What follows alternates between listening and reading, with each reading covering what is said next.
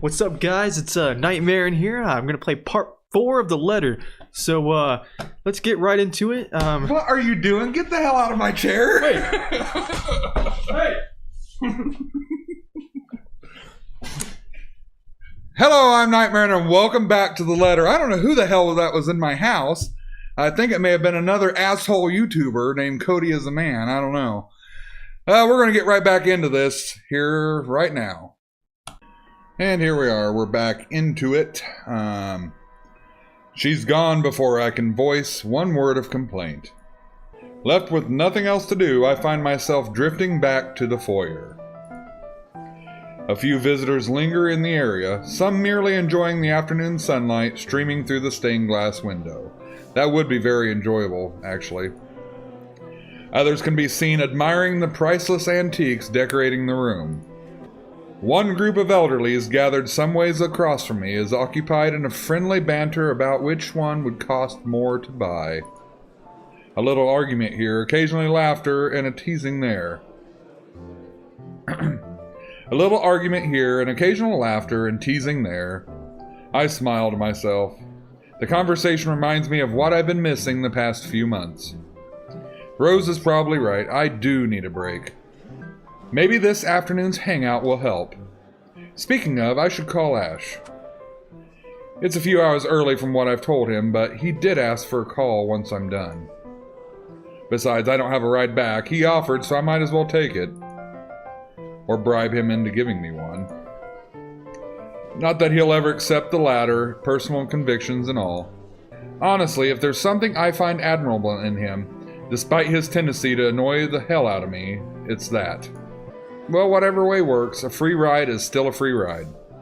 There's Rose's offer too, but despite what she says, I know she'll be busy for the rest of the afternoon, especially without me assisting. Bothering her for a favor as small as this is the last thing I want to do right now. A couple of minutes and a few prayers asking for a decent signal later, the call finally connects and... Shit! Sup, I'm Ash from Deluxe City.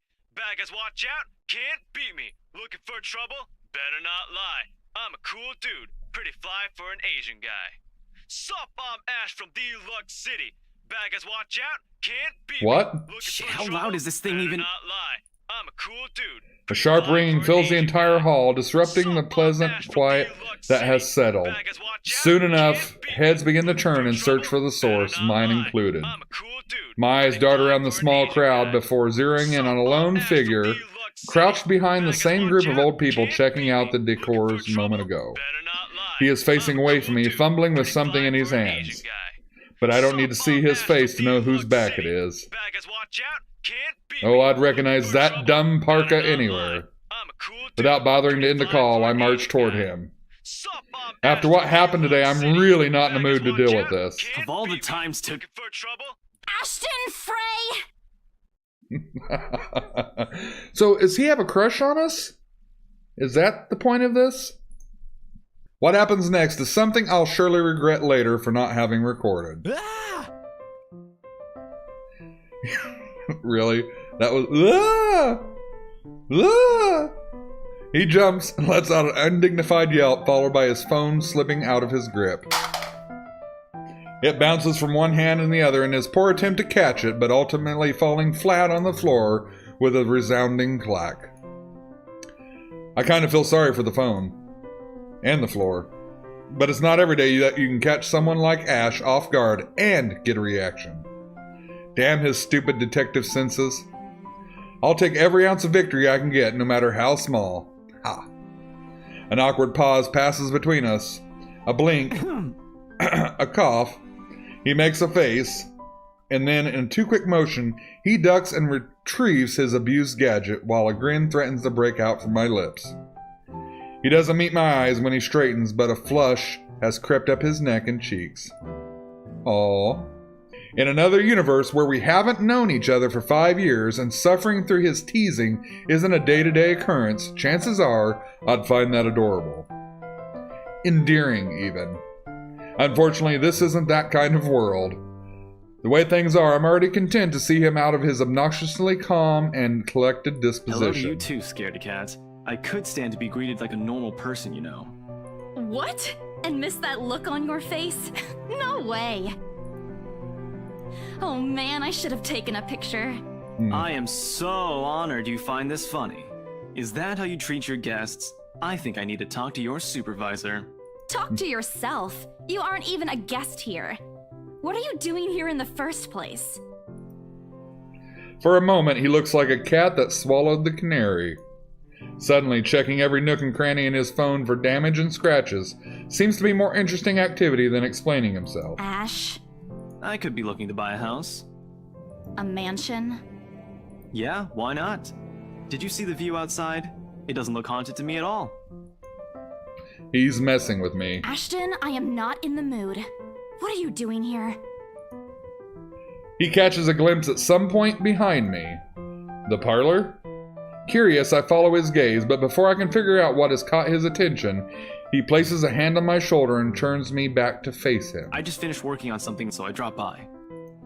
I still don't see how his work has anything to do with why he's here.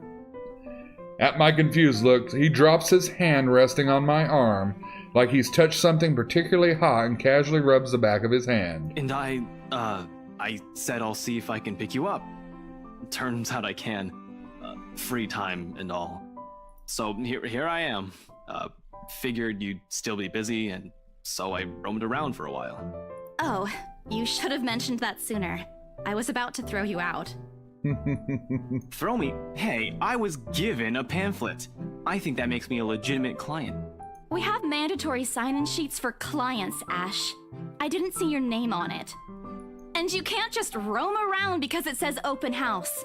Normal people actually follow an etiquette here. Right, okay. I think I'll just go ahead and... Sorry, I had to fix my glasses. No, wait.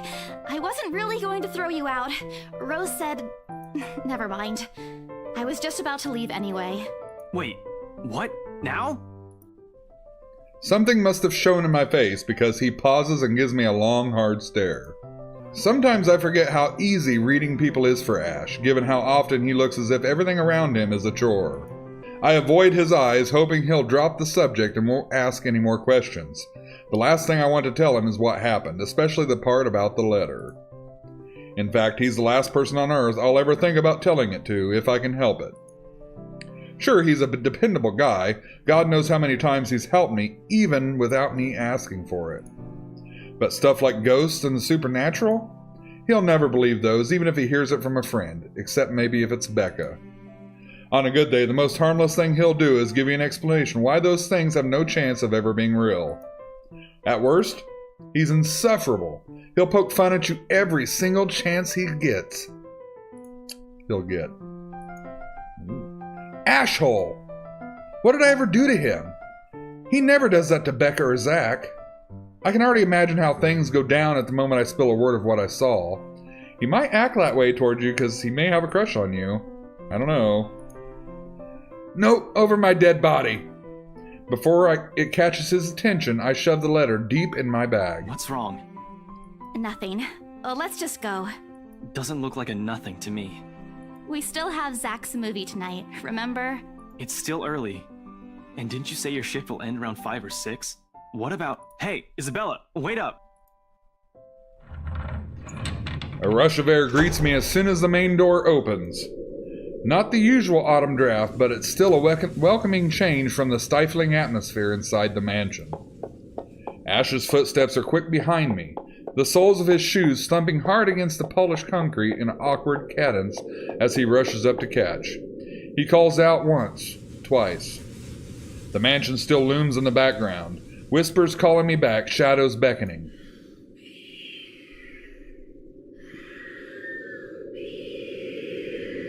Yeah, we don't like that.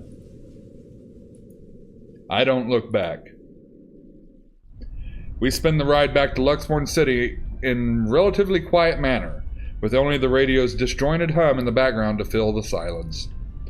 Occasionally, Ash will reach out to fiddle with it until the signal settles or it's on a respectable volume, but otherwise he doesn't say anything. Neither do I. However, if the furtive glances he's been sending my way are signs, I know there are things he's itching to ask since we left the mansion. I keep my eyes trained on the passing scenery outside, in small hopes that my disinterest will dissuade him. Here. All of a sudden, he tosses something at me from a small compartment on his side. It hits me clearly on the chin before I can make a move to catch it. The small package makes a soft landing on my lap instead. Sorry. The glare I send him wipes the smirk about to form cleanly off his face. He clears his throat, focusing his eyes on the road again.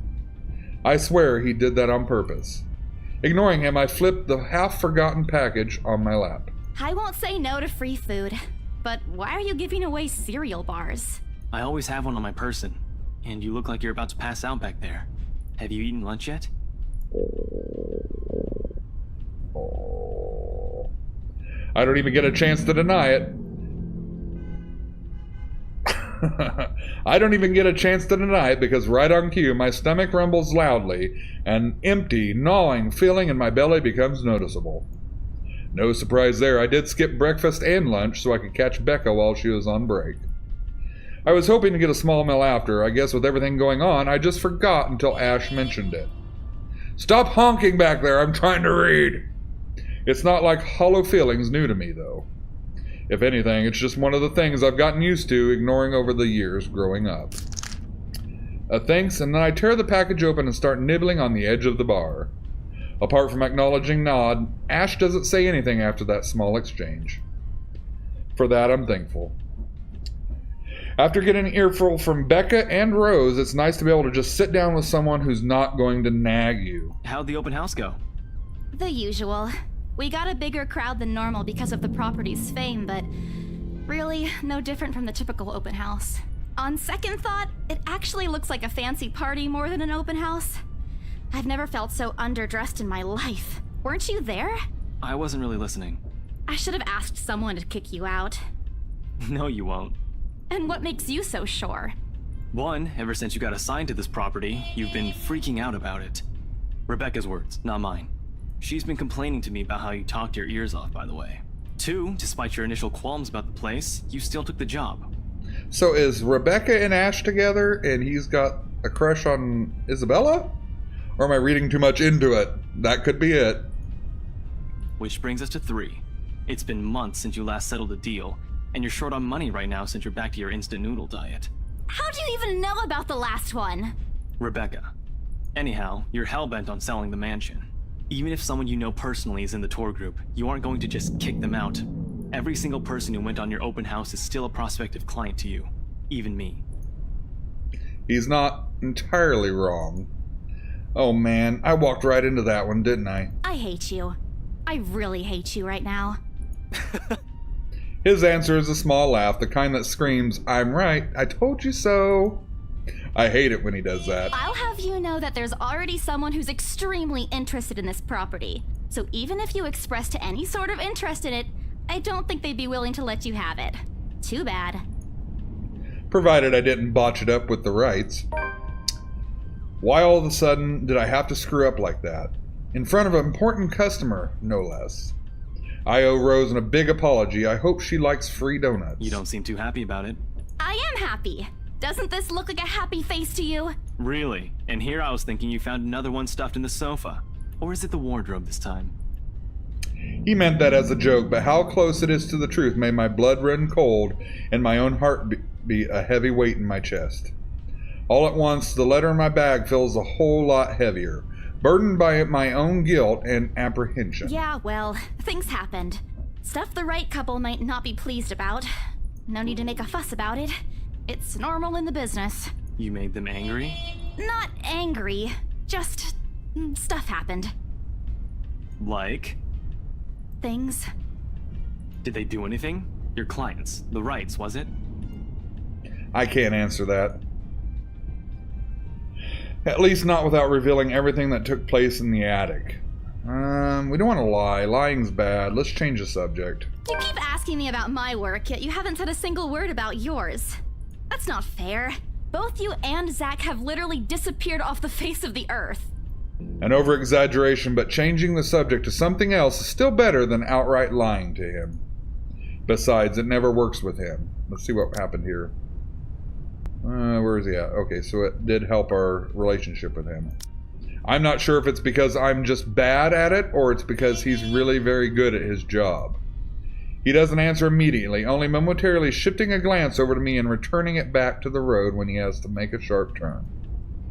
Outside, the sun has already started its descent, casting a vibrant orange glow on the tall buildings.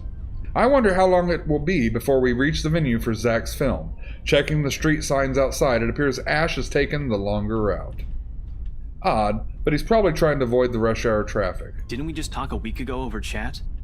That's different. Linking your awful memes in the group chat box every morning isn't exactly a conversation. It can be. Ask Wayne. Excuse me, I don't hear you calling them awful while you're laughing at all of them. Shut up! And you aren't answering my question. That earns him a soft punch to his arm. I did laugh at all of them, but I'm not going to give him the satisfaction of knowing that. I find most of them funny. It only makes his head bigger. Stupid Ash. All right. Lay off on the abuse. Remember that case I mentioned before? We've been trying to pin the bastard down, but it required more work than we anticipated. The guy's slippery like that. We got some good lead months ago. He recounts what he's been doing in the time we haven't seen each other. His usual work, the occasional small investigation, and the big case he's been stuck working on, stuff he couldn't mention in the brief time we catch each other online. So he's like a policeman, like I was stating earlier before the dogs interrupted me. And he looks like L, kinda. So, wonder if he's smart as L. Although most of it are the trimmed down version, only things he can tell, he always has been careful about that. Even in the way he spins his answers to my questions, just enough to satisfy my curiosity, but not enough to paint the whole picture. At one point, his voice takes on a strained tone when he mentions something about the big case, but I don't dwell on it too much. That's normal, right? I mean, who wouldn't be frustrated if you couldn't bring someone to justice, but because they kept slipping out of your fingers? If I were in his shoes, I'd definitely lose my mind. His stories never cease to be entertaining to me regardless. If things weren't the way they were back home, maybe I would have considered taking on the same job as him. As him? Oh, God. Well, nope, not really. Mama would never allow that. But the idea is still there. Along with the countless others I've let go. Time passes quickly between us in this manner, and before I know it, we're already at the movie house. Okay. I think I'm going to cut this episode here. We're making progress. I'm wondering if I should make the episodes of this longer since it's more stuff to it, and I'm not sure how many episodes this will carry on to be if I keep going like this. Itches. Beard itch. So yeah, we're going to cut this episode here. If you like the game, as always, hit the like button, let me know. Check out my other videos, be nice to one another, and we'll meet in the next episode. See you guys. What's up, guys? It's Nightmare in here. What part is this?